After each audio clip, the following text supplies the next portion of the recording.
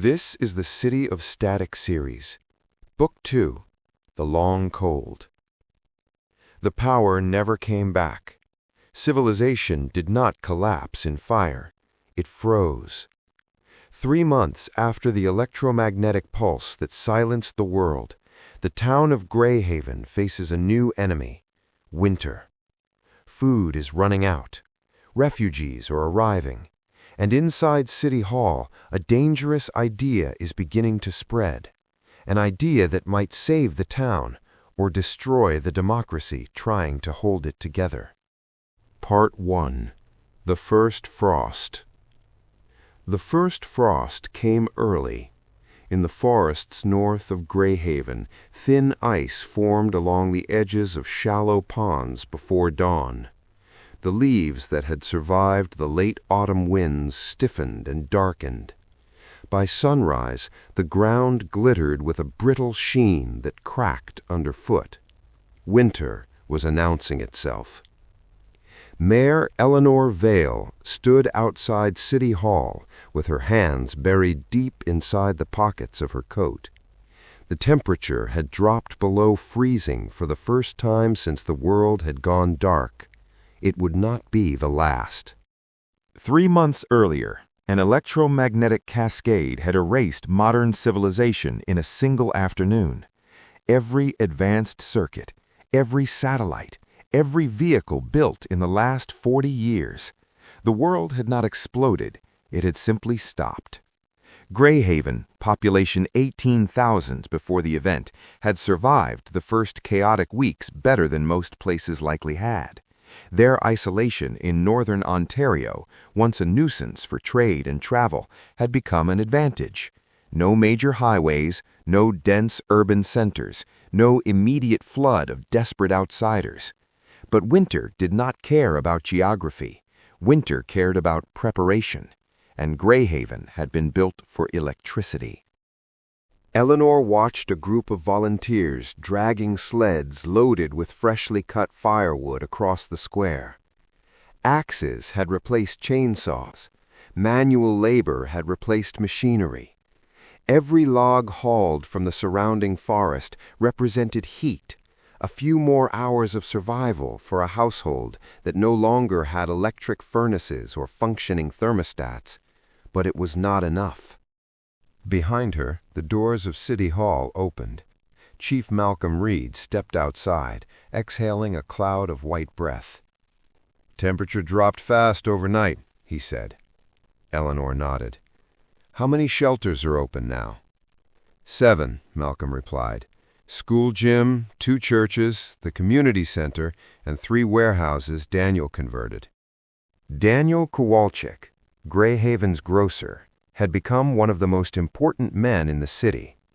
Food distribution, once invisible logistics handled by trucks and warehouses hundreds of kilometers away, now revolved around whatever inventory remained inside Kowalczyk's market and a handful of storage buildings. "What's the count?" Eleanor asked. "Rough estimate," Malcolm said. "About 900 people sleeping in shelters now." 900. Families whose homes were already too cold to live in. Eleanor looked toward the residential neighborhoods climbing the low hills beyond downtown. Rows of modern houses sat in quiet stillness, dark windows, silent garages, electric heat pumps that would never turn on again. "So it begins," she murmured. Malcolm followed her gaze. "This is still the easy part," he said. She looked at him. "The easy part?" "People cooperating," he said, "sharing wood, following ration lines, hoping the system works." He paused. "Hope doesn't last forever." Across the square, a wagon rolled slowly toward City Hall. 2 teenagers were pulling it through the frost-covered pavement. Inside lay a body wrapped in blankets. Eleanor's stomach tightened. They both knew what it meant. The wagon stopped near the entrance. A woman stepped forward, mid-30s, hollow-eyed, exhaustion carved into her face.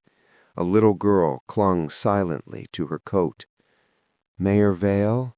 the woman said. Eleanor approached slowly. "What happened?" she asked. The woman swallowed. "Our furnace stopped working weeks ago," she said. "We tried using a fireplace, but the chimney cracked. Last night it got too cold." She gestured to the blankets. "My son was sleeping in the back room." The little girl squeezed her mother's hand. "He didn't wake up this morning."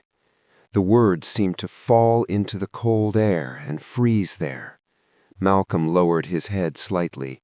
Eleanor forced herself to remain steady. "How old?" she asked quietly. "8." For a moment, no one spoke. The square remained strangely peaceful. People hauled wood.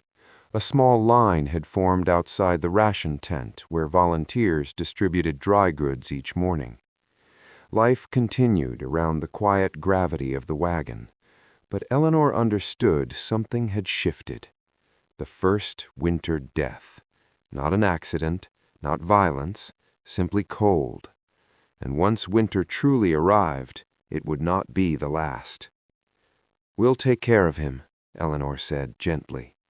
The woman nodded, her expression numb. As volunteers carried the small body inside City Hall to be recorded and buried later that day, Eleanor felt the weight of leadership press harder against her chest. Greyhaven had survived collapse. Now it had to survive winter. And winter did not negotiate. Part 2. The Road South. The refugees began arriving 3 days after the first frost. At first, it was only a handful, a family of 4 walking the highway from the south, pulling a wooden sled loaded with blankets and cookware. 2 men on bicycles welded together from spare parts. A pair of elderly sisters who had walked nearly 40 kilometers from a lakeside village whose population had collapsed when its diesel generators ran dry. They all carried the same look, exhaustion wrapped in quiet determination. By the end of the week, the road leading into Greyhaven no longer looked empty. It looked like a slow-moving line. Malcolm Reed stood at the makeshift checkpoint near the Western Highway, binoculars raised to his eyes. The cold wind tugged at the collar of his heavy coat, while volunteers reinforced the barricade behind him using abandoned construction barriers and salvaged lumber. The barricade wasn't meant to stop people. It was meant to slow them down, to ask questions, to buy time. "How many today?" one of the volunteers asked. Malcolm lowered the binoculars. 38 so far." The man whistled quietly. "More coming?" Malcolm looked again toward the distant stretch of road. Tiny shapes moved along the horizon. "Yes," he said. Greyhaven had been spared the initial waves of migration after the collapse. Most cities closer to population centers had absorbed that chaos first. But now winter was pushing people north and inland, toward forests, toward lakes, toward towns that might still have food. And Greyhaven had both. That fact was spreading faster than any radio signal. Inside City Hall, the council chamber felt colder than usual. A small iron stove had been installed near the center of the room, its thin pipe venting smoke through a hastily cut hole in the ceiling. The heat it provided was modest, but the psychological comfort mattered. Around the table sat the same core figures who had guided the town through the first months of collapse. Mayor Eleanor Vale, Chief Malcolm Reed, Dr. Aisha Banerjee, Daniel Kowalczyk, Principal Marianne Holt, and Counselor Stephen Mercer. Eleanor listened as Daniel finished his report. "Dry goods inventory is stable for about 6 weeks at current ration levels," he said. "Maybe 8 if we reduce portions." "Reduce them further?" Marianne asked. Daniel spread his hands slightly. "Math doesn't care about comfort." He glanced toward the door. "And the refugee numbers are climbing." Eleanor folded her hands on the table. "How many total arrivals so far?" "Roughly 200, Daniel said. Marianne exhaled slowly. That's 200 more people who need heat. 200 more who need food, Daniel added. Counselor Mercer leaned forward. And 200 more who didn't contribute to building what we're now trying to preserve. The room quieted. Eleanor turned to him. Are you suggesting we turn them away? I'm suggesting we acknowledge reality, Mercer said calmly. Greyhaven was struggling to sustain its original population. He gestured toward the window. Now we're importing scarcity. Dr. Banerjee spoke quietly. You want us to leave them outside to freeze? Mercer met her gaze without flinching. I want us to survive winter. Eleanor watched the exchange carefully. Mercer's tone wasn't cruel, it was clinical, and that made it more dangerous. Later that evening, Eleanor walked through one of the largest heating shelters, the converted warehouse Daniel had opened near the industrial park. Rows of cots filled the open floor space. Families huddled under blankets. Children sat close to metal barrel fires where volunteers burned scrap wood and broken furniture. The air smelled of smoke and damp clothing. A young boy watched Eleanor pass. Are we staying here? He asked his mother. The woman hesitated. I hope so, she said. Hope again. Eleanor felt the weight of it everywhere she walked. At the far end of the warehouse, Dr. Banerjee was kneeling beside an elderly man lying on a cot. Aisha stood when she saw the mayor. Hypothermia, she said quietly. He'll probably recover. Probably? Eleanor asked. Aisha gestured subtly toward the crowded shelter. Respiratory infections are spreading. Too many people in close quarters. She folded her arms. Winter hasn't even started properly yet. Eleanor looked across the rows of sleeping refugees. How many more can we absorb? Aisha didn't answer immediately. Finally, she said, Not enough. Part 3. The Breaking Point. The warehouse break-in happened on the coldest night of the season so far. The temperature dropped to -15. Wood supplies had thinned after 2 days of heavy snowfall, slowed the cutting crews in the forest. And somewhere in Greyhaven, desperation crossed a line. Daniel Kowalczyk was already awake when the alarm sounded. Not an electronic alarm, a whistle, sharp, urgent. He grabbed the shotgun, leaning beside his bed, and rushed outside into the frozen darkness. The food warehouse stood 50 meters away from his house, guarded overnight by volunteers. 2 men ran toward him through the snow. "They're inside!" one shouted. Daniel reached the loading doors. The metal lock hung broken. Inside, lantern light flickered across moving shapes. 3 figures were hauling sacks of rice toward the exit. "Stop!" Daniel barked. One of the thieves froze. Another ran. The third lifted a crowbar. "Food belongs to everyone now," the man snapped. Daniel raised the shotgun. "I'm not asking again." For a moment, no one moved. Then the man with the crowbar lunged forward. The shot cracked through the night like a rifle report. The man collapsed instantly. The other 2 fled into the darkness. Snow continued falling silently over the scene. Daniel stood motionless. It was the first time he had fired that weapon at another human being. He hoped it would be the last. The council assembled before dawn. Malcolm had already inspected the scene. 1 dead, he reported. 2 escaped. "Refugees?" Marianne asked. Malcolm nodded. "Probably." Silence settled around the table. Finally, Mercer spoke. This was inevitable. Eleanor looked up. "Yes," Mercer continued calmly, "and it will happen again." Daniel's voice was low. "He attacked me." Mercer nodded. "And next time it might be 10 people instead of 3. He leaned forward slightly. "Scarcity creates crime." Malcolm crossed his arms. "So what are you suggesting?" Mercer did not hesitate.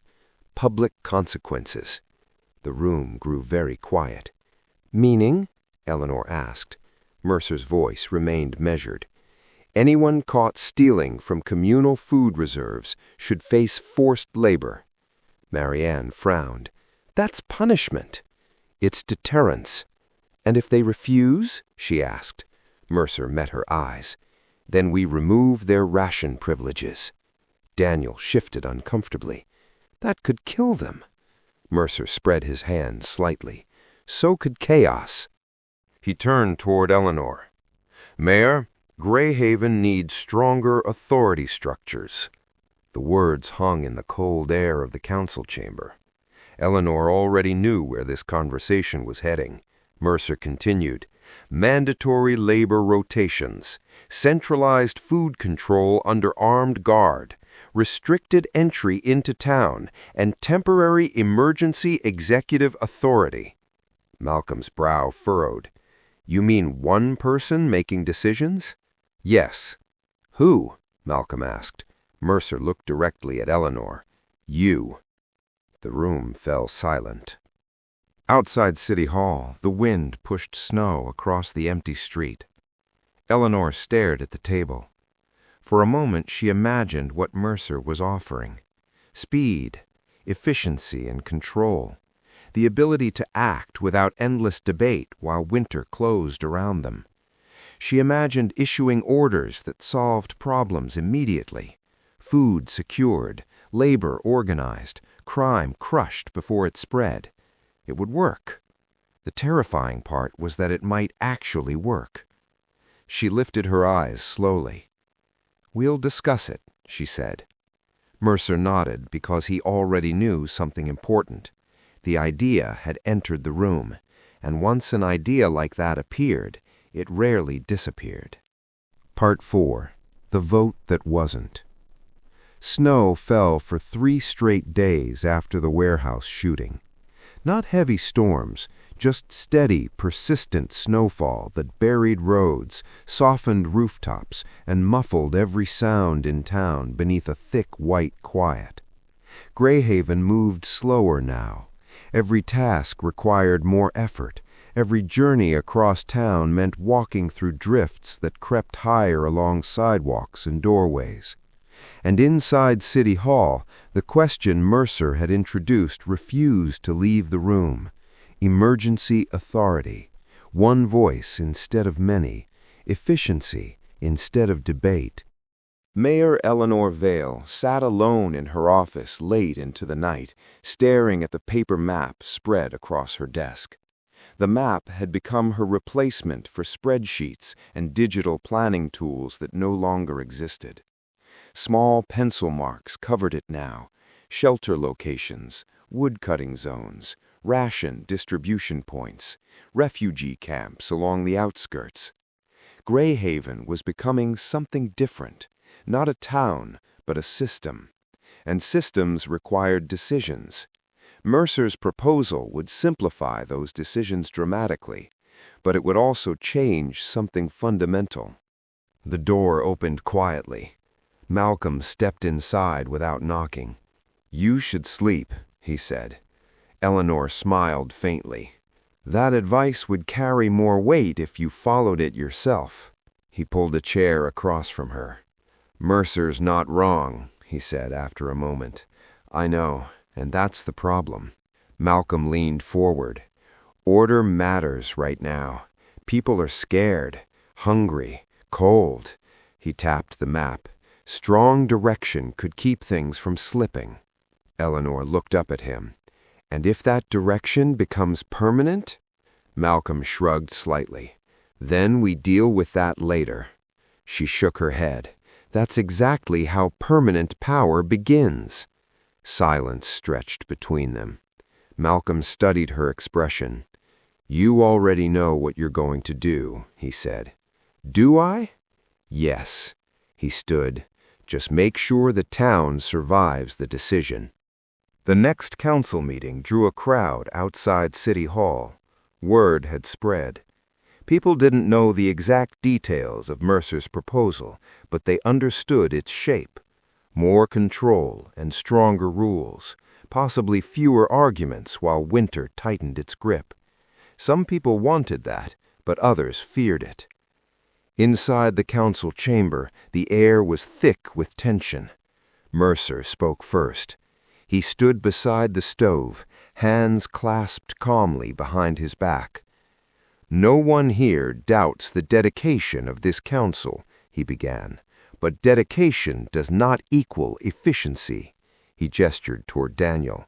"We've already seen theft attempts against critical food reserves." Then toward Aisha. "Our medical capacity is strained." Towards Marianne. "Shelters are overcrowded." Finally toward Eleanor. "And every major decision still requires debate." He let the room absorb that. "I am proposing a temporary shift in governance structure," he continued. "Emergency executive authority granted to the mayor until the end of winter." He spoke the next words carefully. "Mandatory labor rotations for all able-bodied residents and strict ration enforcement. Border checkpoints for incoming refugees and centralized security for all supply facilities." He paused. "These measures are not authoritarian. They are practical." The room remained quiet. Then Mercer delivered the final argument.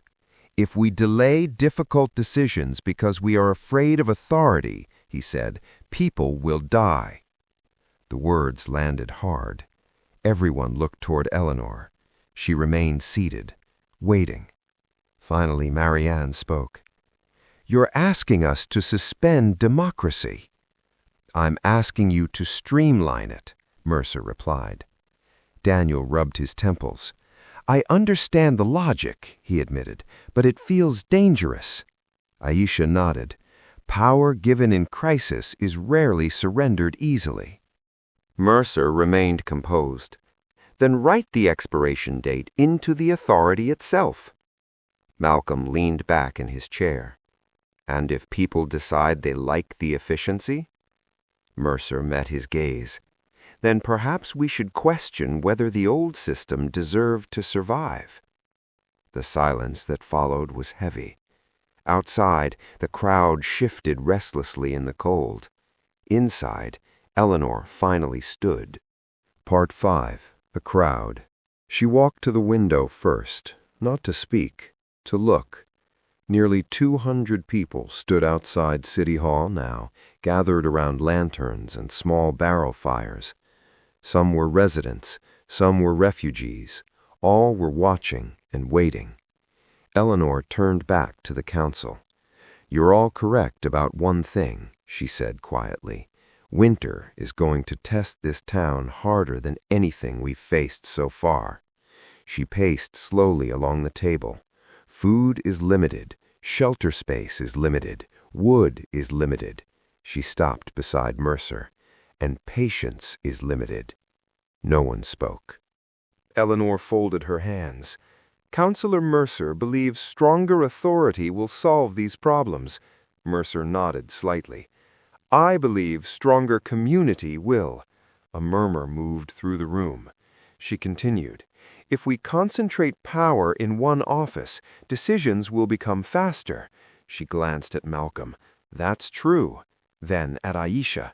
"But trust will shrink." She turned back toward the window.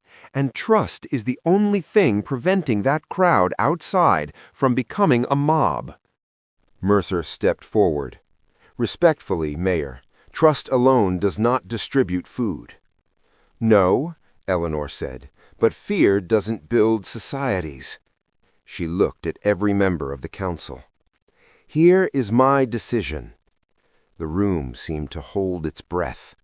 "We are not centralizing power." Mercer's jaw tightened slightly.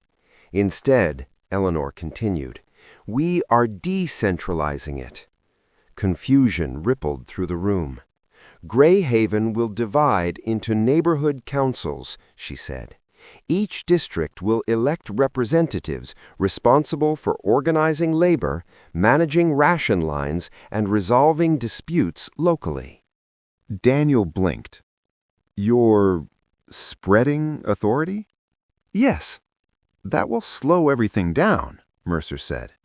Yes. Arguments will increase. Yes. Coordination will become more difficult. Eleanor nodded. Also yes.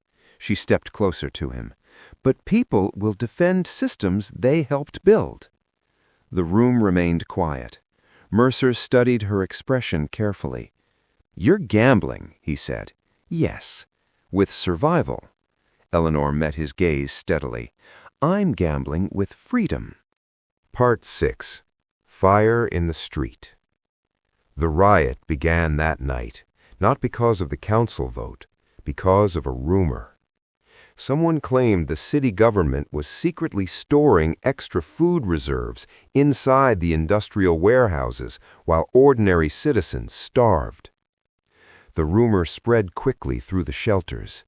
By evening, a crowd gathered again outside City Hall, but this time the mood was different, angrier, colder.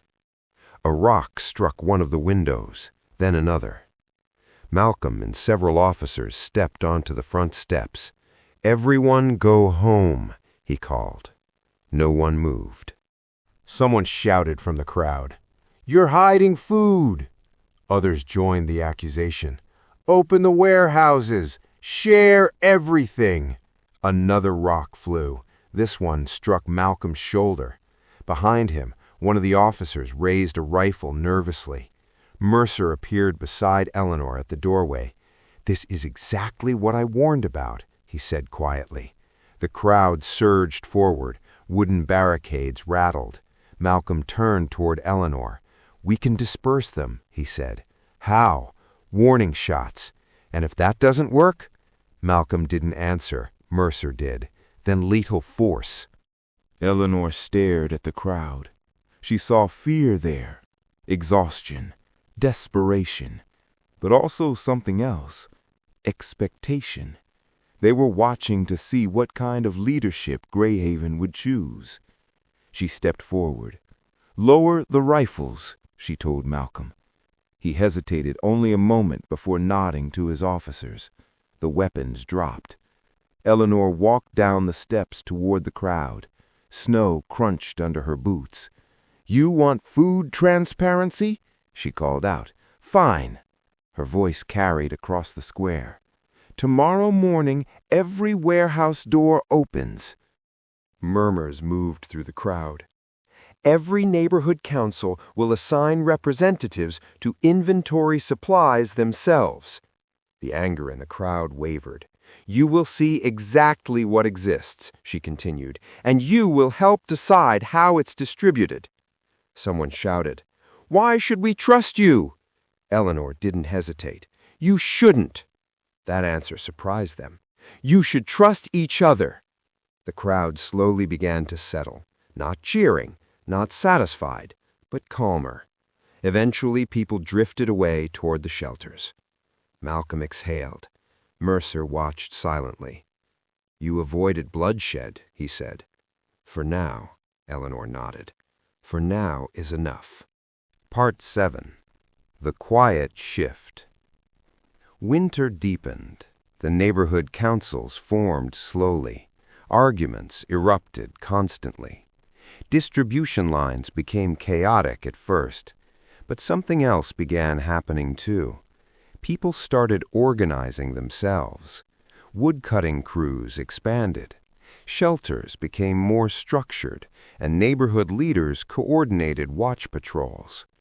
Greyhaven wasn't efficient, but it was adapting. One evening in late January, Malcolm stood beside Eleanor on the roof of City Hall. Below them, lantern lights dotted the snowy streets. "You might actually pull this off," he said. Eleanor shook her head. "I'm not pulling anything off." "What do you mean?" She gestured toward the town. "They are." Malcolm watched a group of volunteers dragging sleds of firewood down the street. "Mercer still has supporters," he said quietly. "I know. And he's not wrong about everything. I know that too." Eleanor stared into the dark horizon beyond the town. "What scares me," she said softly, is how close I came to agreeing with him." Malcolm said nothing. Far to the south, faint smoke columns rose against the winter sky. More settlements, more survivors, more unknowns. Greyhaven had survived the first months of winter, but spring would bring new challenges, new opportunities, and new conflicts. Because survival was only the beginning. The real question was what kind of society would grow from the ruins, and that answer had not been decided yet. Not in Greyhaven, not anywhere. The long cold was only half finished. Subscribe, comment, share, and hit that bell to be advised when the next thrilling City of Static audiobook is posted. This is Book 2 of a 5-book series. Book 3 will be coming out within a week. Thank you for listening.